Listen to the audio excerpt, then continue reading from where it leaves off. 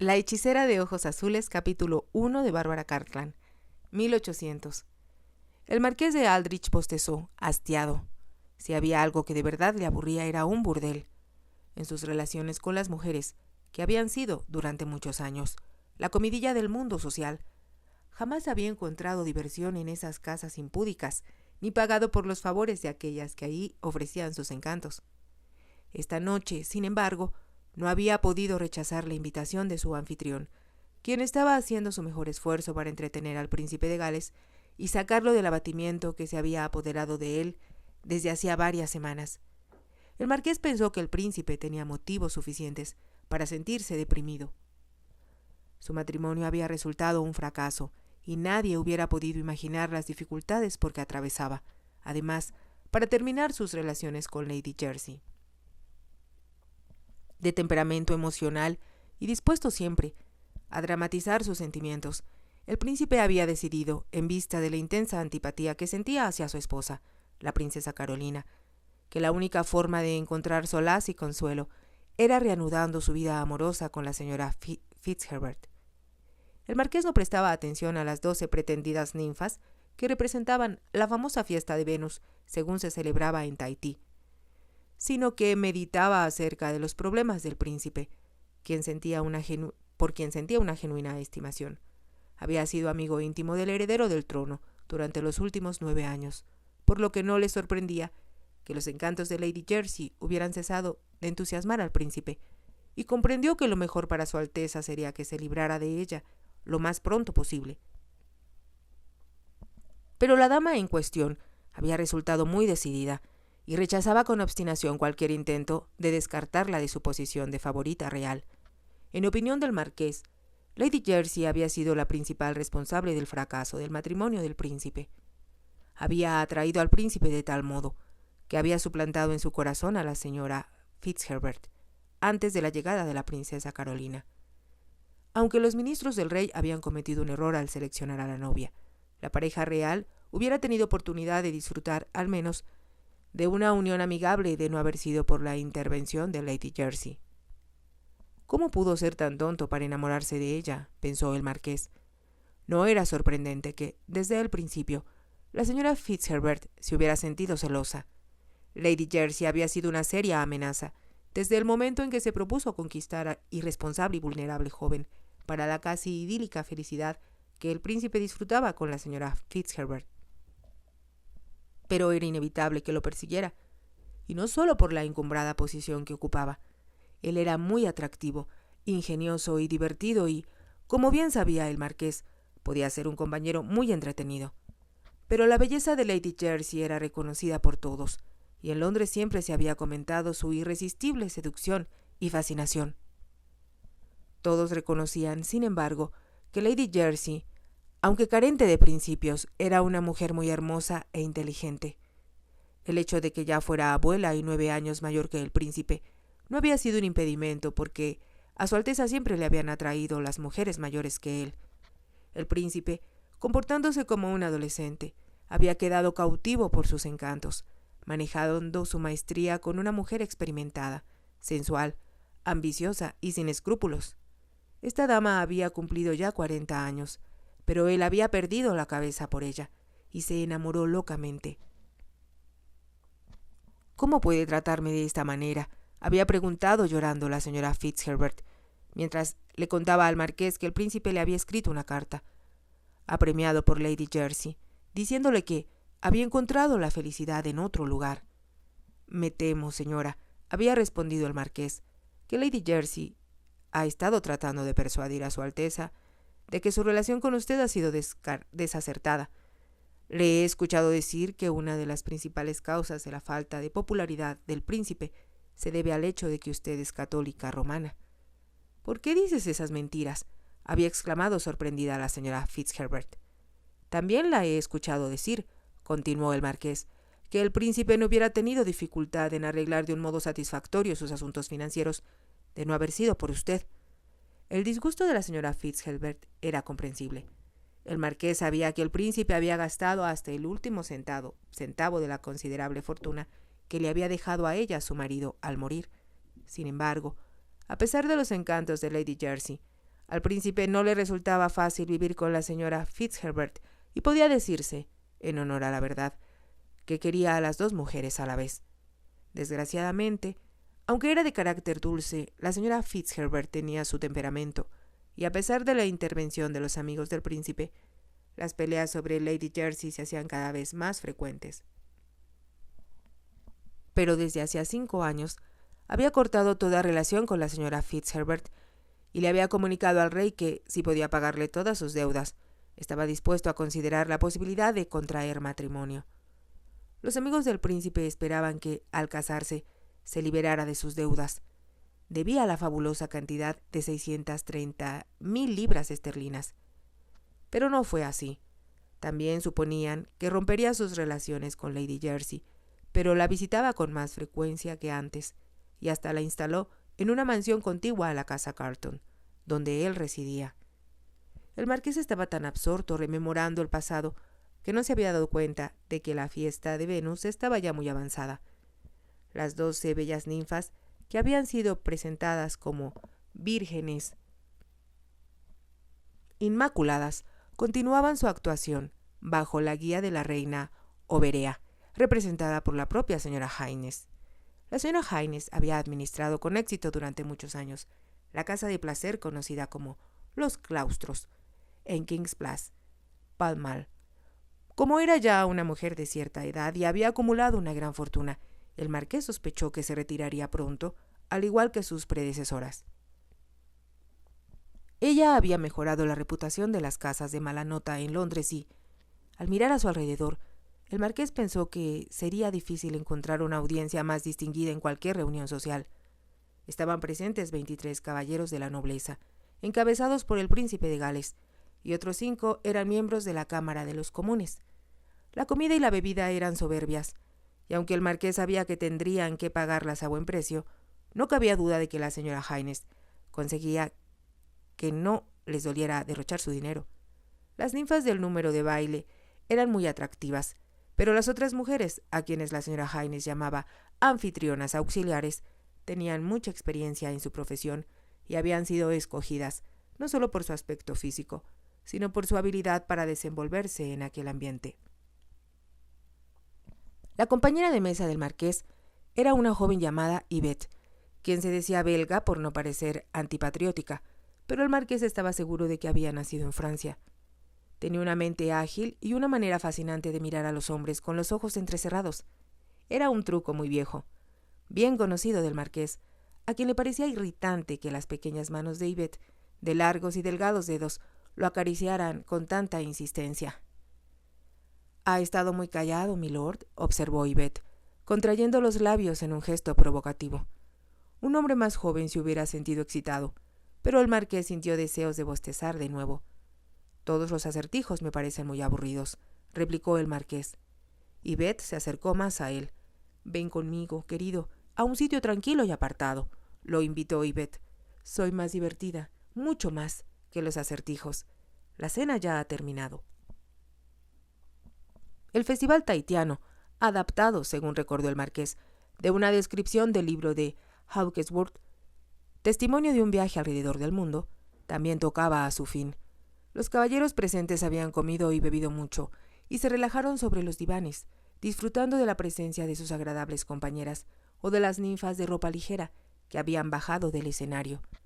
El marqués observó que el príncipe parecía embelesado y que, por el momento, había olvidado sus preocupaciones, aunque éstas volverían a atormentarlo a la mañana siguiente.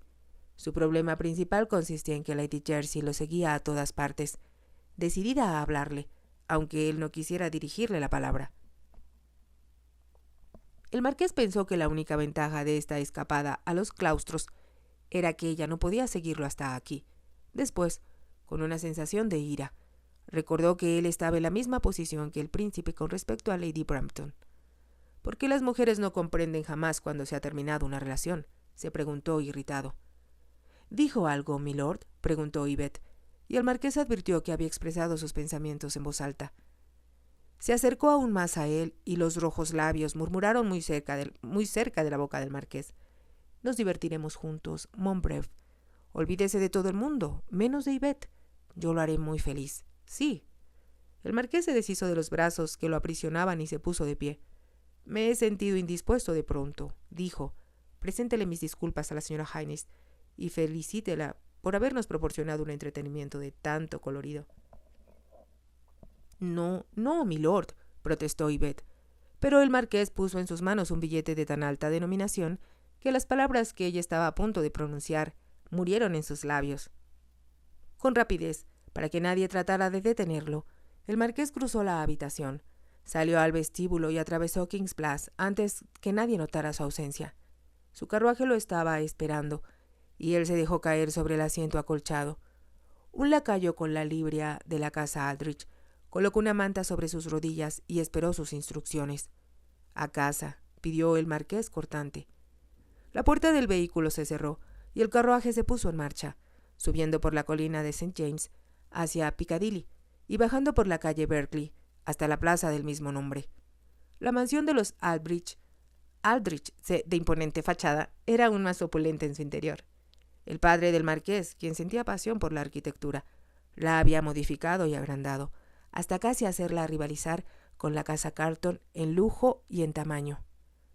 La familia Aldrich era experta conocedora de arte, y los tesoros que había acumulado durante siglos comprendían una colección que muy pocas familias de Inglaterra poseían. Pero el marqués, al caminar por el vestíbulo de mármol, solo estaba consciente del aburrimiento que sentía, y no estaba de humor para apreciar la belleza que lo rodeaba. Se dirigió a la biblioteca, cuyas ventanas daban al jardín posterior, y donde se sentaba por lo general cuando no tenía invitados. El mayordomo, que le había abierto la puerta, esperó hasta que entró en la habitación para decirle con respeto: «Hay una nota en el escritorio de su señoría. El sirviente que la entregó me pidió que le dijera que era urgente». El marqués no respondió. Miró la nota y de un rápido vistazo reconoció la escritura. «Maldita mujer», se dijo, «¿por qué no podrá dejarme en paz?». Sin hacer el menor intento de tomar la nota, se sentó en un sillón y aceptó distraído la copa de coñac que le había servido el mayordomo. Después, sin pronunciar palabra, el sirviente salió de la habitación. El marqués miró sin ver el magnífico cuadro de Rubens que colgaba frente a él. Había muy pocas pinturas en las paredes de la biblioteca, porque éstas estaban cubiertas de libros. Pero él no prestó atención a los gloriosos colores, a los delicados tintes de la piel, ni al motivo alegórico que era tema del cuadro. Pensaba en la rubia belleza de Nadine Brampton y en la firme determinación que reflejaban sus ojos azules. Estaba cortada con el mismo molde que Lady Jersey. No sería fácil deshacerse de ella, aunque aún no había cumplido 26 años. Lady Brampton poseía la milenaria sabiduría de Eva, y el marqués era el Adán que ella había decidido guardar en su paraíso particular. Se había casado a los 17 años con un hombre mucho mayor que ella, quien rápidamente se convirtió en un inválido, y Lady Brampton había causado furor entre la sociedad de Londres con la violencia de un ciclón. Era tan hermosa, tan bien educada y tan rica, pero bajo su apariencia de figurita de porcelana se escondía un temperamento ardiente que la había llevado a tomar y descartar a un amante tras otro cuando se hastiaba de ellos. Eso había sucedido hasta que conoció al marqués.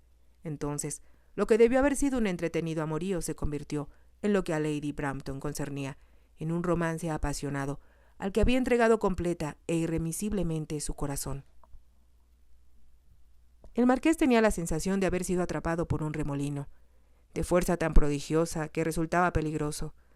Nadine Brampton lo persiguió hasta que el marqués, que nunca se sacrificaba por nadie y se regocijaba de su reputación de hombre egoísta, no pudo evitar sentirse abrumado por su persistencia.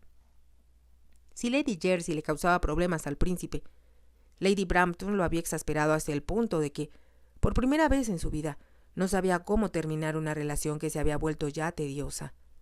Lady Brampton lo abrumaba con notas, regalos e invitaciones, y tocaba a su puerta en cualquier momento, sin reparar en que ello arruinaba aún más su reputación.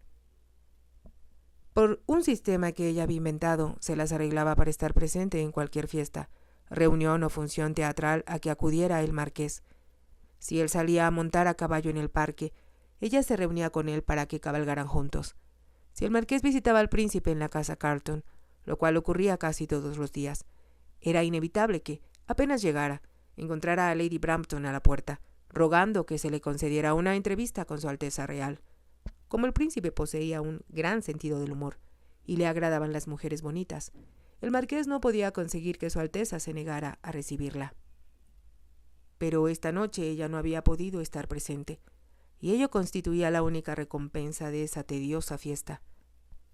El marqués dudó que la imitación de la ceremonia tahitiana hubiera disipado la negra nube de abatimiento que estaba atravesando el príncipe, y estaba casi seguro de que, a la mañana siguiente, tendría que volver a escuchar la larga lista de quejas contra Lady Jersey y una dramática exposición de su creciente deseo de hacer las paces con la señora Fitzherbert. Si el príncipe estaba haciendo todo lo posible por evitar a Lady Jersey, la señora Fitzherbert, a su vez, estaba decidida a no encontrarse con él. Había dejado de asistir a Brighton, había vendido el contrato de alquiler sobre la casa de Marble Hill y estaba viviendo calladamente en Castle Hill, en Ealing, donde, por el momento, rehusaba considerar cualquier posibilidad sobre una reconciliación. Cuando un eslabón se quiebre es imposible volver a unirlo, le había dicho la señora Fitzherbert al marqués, cuando él trataba de convencerla para que escuchara lo que el príncipe quería decirle. Por conducto del marqués, el príncipe le había enviado regalos que incluían un guardapelo con una pintura en miniatura de los ojos de Su Alteza Real y un brazalete con la inscripción «Amarse o morir». La señora Fitzherbert había aceptado los regalos, pero se rehusaba a recibir al príncipe. «Me vuelve loco. Me moriré si ella no me acepta», había declarado el príncipe con voz dramática. «Oh, mi corazón, mi corazón». Su Alteza se encontraba en tal estado emocional que, como la mayoría de sus amigos, el marqués temía que fuera a enfermarse, pero no podía hacer nada por evitarlo. «Nuestra situación es completamente diferente», se dijo el marqués. «No existe el peligro de que yo me enferme por culpa de Nadine Brampton. Y, sin embargo, tengo que tomar algunas medidas. Esto no puede continuar». Apretó los labios al pensar que ella era sin duda el hazmerreír de Londres, debido a la persistencia de Nadine Brampton. En el pasado, el marqués había roto muchos corazones. Era inevitable, porque no solo era muy apuesto, sino que poseía cierto aire de cínica indiferencia hacia el amor que incitaba a las mujeres a perseguirlo más aún. Todos sus amoríos comenzaban de la misma manera. La dama en cuestión estaba segura de que ella triunfaría donde había fallado sus congéneres. Estaba convencida de que esta vez sería diferente, y que ahora él se enamoraría de verdad, pero, de un modo invariable y con desconcertante rapidez, descubrían que se habían equivocado. El marqués era generoso con sus obsequios. Sus cumplidos eran más elaborados y más inteligentes que los de sus contemporáneos, y era un amante excepcional, según declaraban sin reservas las damas a quienes había otorgado sus favores. Pero eso era todo. Nadie podía penetrar en la fortaleza de su corazón. Nadie podía estar segura, después de haber pasado una noche de amor con él, de haber poseído algo más que su cuerpo. Aún algunas dudaban, en el fondo de su corazón, que las encontrara tan fascinantes. Como aseguraba. «Eres inhumano», le había espetado una encantadora dama. «Crees que eres un dios condescendiendo a mezclarte con unas simples mortales. Y si no, ¿por qué siempre pareces tan distante, tan inalcanzable?» Él la había cubierto de besos para disipar su ira, pero ella comprendió con desconsuelo que, cuando él partiera, no volvería a verlo jamás. «Sabes, Edwin», le había dicho el capitán George Somers, el mejor amigo del marqués, «si cambiaras caballos con la frecuencia con que cambias a tus mujeres, el país se quedaría sin ejemplares pura sangre». El marqués había reído de buena gana. El capitán Somers había servido con él en el ejército, y como habían compartido las vicisitudes de la guerra, le permitía ciertas familiaridades que no toleraba a nadie más. «Las mujeres no son imprescindibles», exclamó el marqués, «y es por eso, George, que nunca me casaré». «Pero tendrás que hacerlo», argumentó el capitán Somers. «Mi querido Edwin, es lo que se espera de los marqueses. Tienen que producir un heredero». «Tengo varios primos respetables y encantadores», contestó el marqués, «y cualquiera de ellos podría tomar mi lugar admirablemente, llevando el título con dignidad». «Es insensato haber tomado una decisión tan importante a tu edad, y al mismo tiempo deberías pensar en sentar cabeza. No puedes pasarte el resto de tu vida enjugando las lágrimas reales y cambiando de lecho todas las noches». En eso tienes razón, asintió el marqués. Estoy cansado de subir por escaleras sigilosamente y deslizarme por pasadizos mal iluminados. Me limitaré a visitar las agradables casas que he comprado en Chelsea, que está situada muy convenientemente junto al hospital de Chelsea, fundado por Neil Wynne, la famosa actriz. ¿Te crees otro Carlos II?, preguntó riendo el capitán Summers. Y luego añadió: después de todo, tienes mucho en común con él. Carlos siempre monopolizaba a las mujeres más bonitas de la corte, y una cara nueva distraía su atención de las ya conocidas. Y se vio envuelto en una relación muy conflictiva con Bárbara Castlemaine. El capitán Summers dirigió al marqués una mirada comprensiva. Lady Brampton tiene muchas aspiraciones, comentó. Sabes que su esposo está al borde de la muerte. Dudo que viva más de 2 meses.